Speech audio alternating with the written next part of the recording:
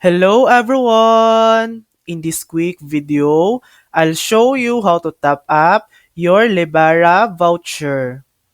First, open your phone's dial pad and enter the USSD code for your country. For example, in the UK, dial *1345#.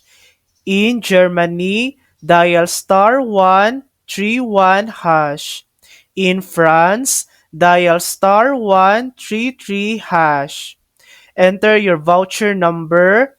It's usually 12 to 16 digits long. Press the hash key and tap the call button. You'll get a confirmation message once your top up is successful. And that's it. That's how to top up your Lebara voucher. Thanks for watching. If this video helped you, please like and subscribe for more helpful tutorials.